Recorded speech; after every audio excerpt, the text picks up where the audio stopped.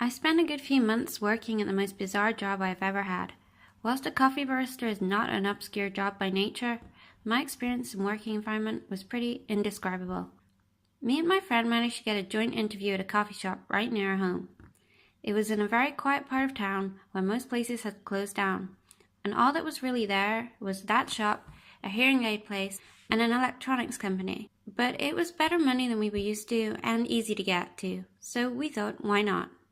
We went to the shop for our interview, and interview is a very strong word for what it was. He basically said, "Right, can you work these hours?" And we were like, "Yeah," before finding out that we were literally the only two employees at that shop. I quite liked that. A nice job close to home working with my friend. What could be better? Plus, we spoke to some of the neighbors in the nearby stores, and they confirmed what a nice person our boss was.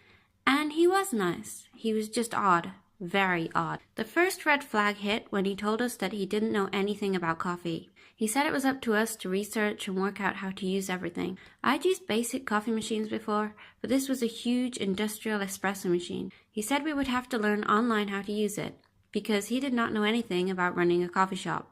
He just handled the paperwork. That was a bit strange, but whatever. It wasn't difficult to learn how to use the coffee maker, the waffle machine, or the smoothie maker, so we picked it up pretty quickly and got on with it. We started working at the store, and my friend would do 6 hours in the morning. It was easier for her to do the morning shifts, otherwise she would have to wait an hour for her bus after work. And I would do the afternoon shift, but I would come on at 11, which meant we both had 2 hours together during the lunch period. We stayed open till 5, which is a pretty sensible time to close. It was relatively quiet, much quieter than any job I'd had in the past. Some days we would get like 5 customers, but we were determined to improve it. However, our new boss literally did nothing. He would come into the shop around 10 o'clock in the morning and sit in silence on a stool by himself, staring out the window until closing time. He looked super bored and was making it a really awkward atmosphere.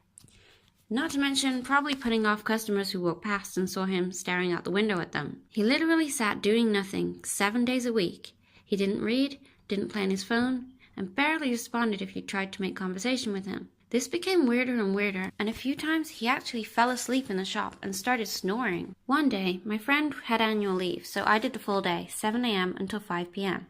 It got to around 10 to 5, and he actually stood up and left the shop. I was amazed. Was he actually going home early? I started cleaning the counter, wiping the tables, and preparing to close, when suddenly, at 5 minutes to closing time, he reappears, and guess what he's got with him? Okay, you'll never guess, so I'll tell you.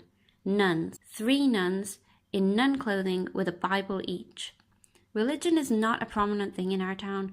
I don't think we even have a church nearby, so I have no idea where he found these nuns. And they weren't his friends. He didn't know them. They introduced themselves to him inside the shop. Then they sat down at a table, and he told me to give each of them a free drink.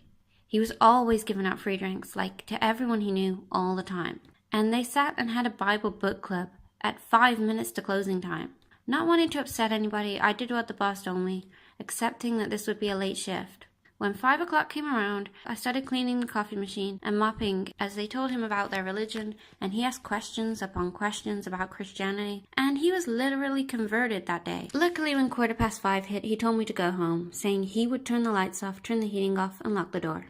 He managed to do one of those things, which luckily enough was to lock the door, but all of the lights and the heating was left on overnight. He would do a lot of other unusual things. For a start, our coffee was insanely cheap. It tasted really nice, don't get me wrong, but with the amount of customers we were getting, we didn't make nearly enough profit to cover both our wages. And he would hand out free drinks to everybody. Our 3 neighbors all got free coffee every single day, and if you saw anyone he knew walking past the shop, they got free coffee too. It's like he was not keeping track of profits at all. We later found out that he had a rich dad in another country who was paying for the shop, the stock, and our wages. But even so, this shop was only losing money. It seemed really strange that he wanted to keep it open. What made our coffee shop really dodgy was the machine. When we started, only 1/2 of the machine worked, meaning we could only pour 2 drinks at a time, not 4. At first, the milk steamer and water was alright, but over time they would both start acting up more and more frequently.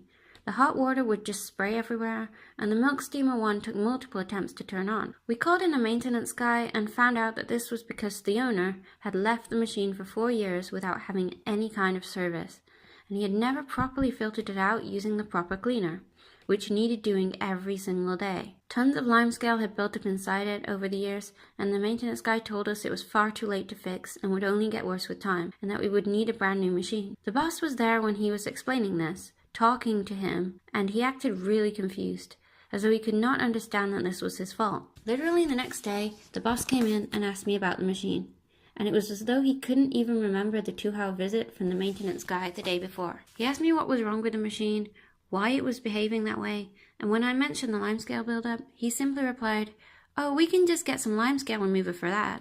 We did our best with the broken machine, and it wasn't too bad. We had to warn the customers about the hot water spraying everywhere, and occasionally we had to close shop because the milk steamer wouldn't work after 100 tries, but that didn't happen too often. However, when the cold weather hit, that was it. The pipes would freeze, and not only did we have no machine, we also had no tap water. We called people about this and were told there is nothing anyone can do for frozen pipes. Trying to defrost them is really dangerous. They could explode.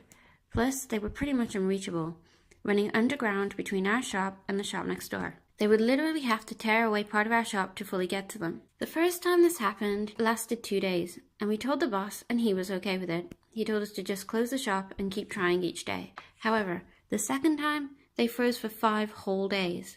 Not only that, but the manager would not respond to our phone calls or texts this time around.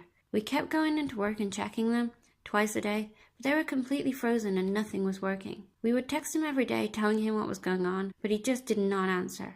I think after about 4 texts, he finally replied, "Okay, thanks." And that's all we heard from him the entire 5 days. It's almost like he was mad at us for something we were unable to fix despite our attempts, whilst he did nothing at all. Also, our heating didn't work, so the shop was absolutely freezing cold.